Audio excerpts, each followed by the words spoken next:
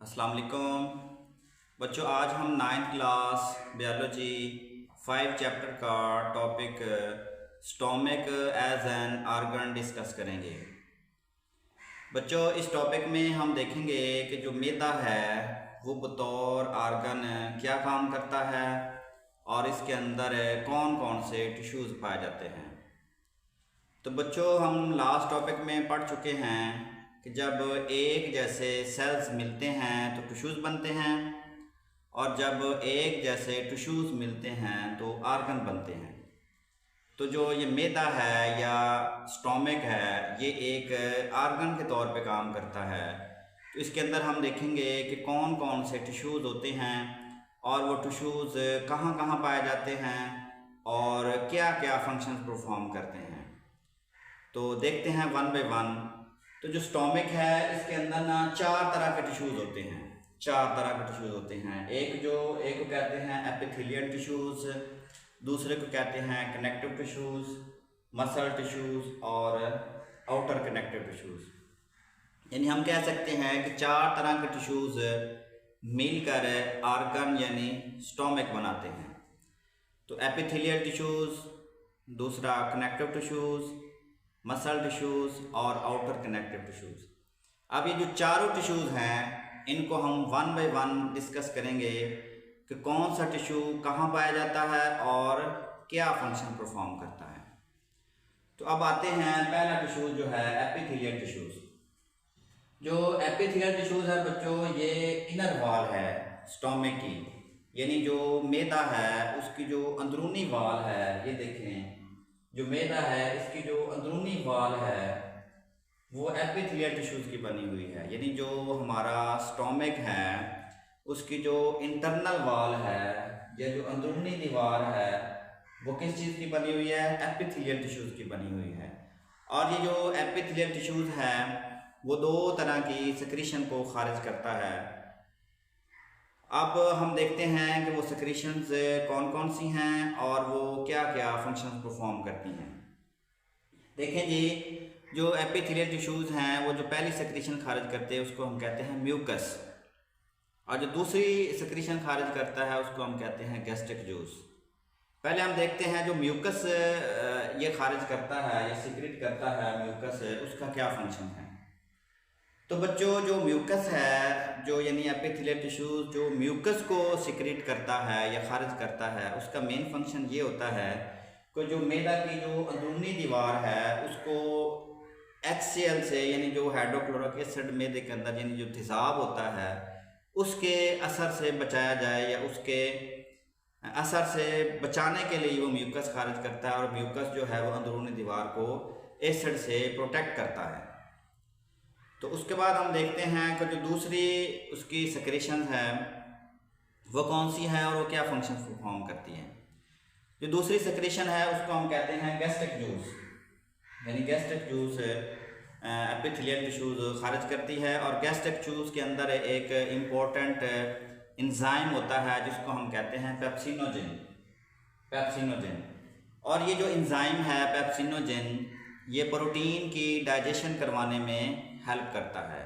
और उसके अलावा ये जो गैस्ट्रिक जूस है वो एक एसिड को खारिज करता है, HCl, यानी जो तेज़ाब है या एसिड है वो गैस्ट्रिक जूस बनाता है। और वो एसिड क्या फंक्शन परफॉर्म करता है, वो जो HCl है वो एक्टिवेट कर देता है पेप्सिनोजेन को, एक्टिवेट करता है पेप्सन बनाने के लिए।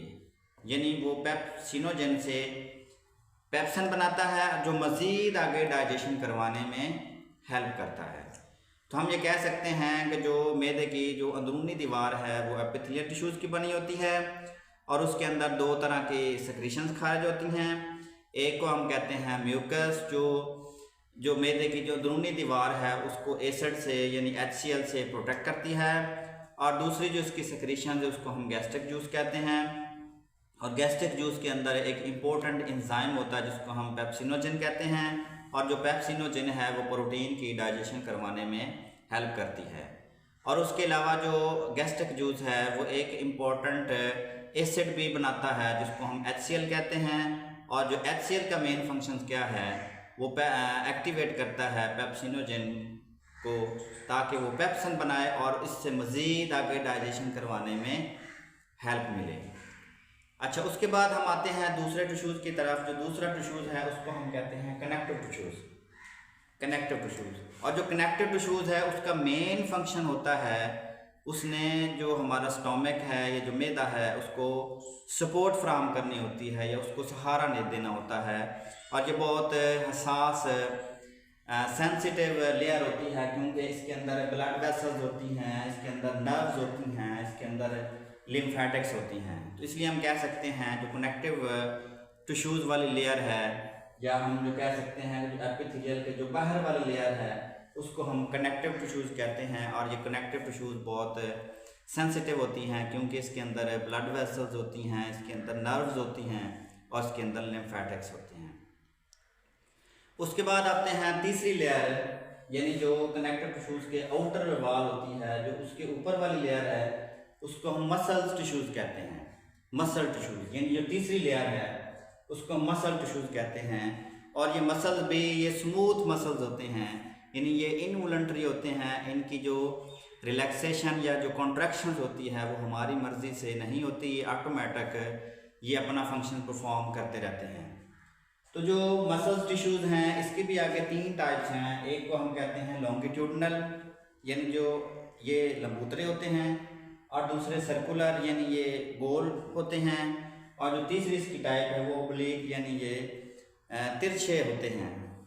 और जो मसल टिश्यूज़ हैं इनका मेन फंक्शंस क्या है कि मसल टिश्यूज़ कॉन्ट्रैक्शन में और रिलैक्सेशन में हेल्प करते हैं, यानी जो हमारा मैदा है या हमारा जो स्टोमक है उसको कॉन्ट्रैक्ट करने में और रिलैक्स करने में ये हेल्प करती है। और उसका फ़ायदा क्या है, उससे ये होता है कि जो हमारी फूड है उसके अंदर म्यूकस अच्छे तरीके से मिक्स हो जाता है, यानी जब वो कॉन्ट्रैक्ट करता है तो फूड के अंदर जो गैस्ट्रिक जूस है वो मिक्स अच्छे तरीके से वो मिक्स हो जाता है, जिससे उसकी डाइजेशन करने में हेल्प मिलती है। तो हम ये कह सकते हैं कि ये जो मसल टिश्यूज़ हैं वो हमारे स्टोमक को कॉन्ट्रैक्ट करने में या रिलैक्स करने में हेल्प करते हैं, जिससे फूड गैस्ट्रिक जूस के अंदर अच्छे तरीके से मिक्स हो जाती है। उसके बाद इसका तीसरा टिश्यू देखें, ये आउटर वाल होती है, इसको हम कहते हैं आउटर कनेक्टिव टिश्यूज़ है। अब इसमें देखें ये जो सबसे बैरूनी दीवार है, सबसे जो बैरूनी दीवार हमें नज़र आ रही होती है इसको हम कहते हैं आउटर कनेक्टिव टिश्यूज़।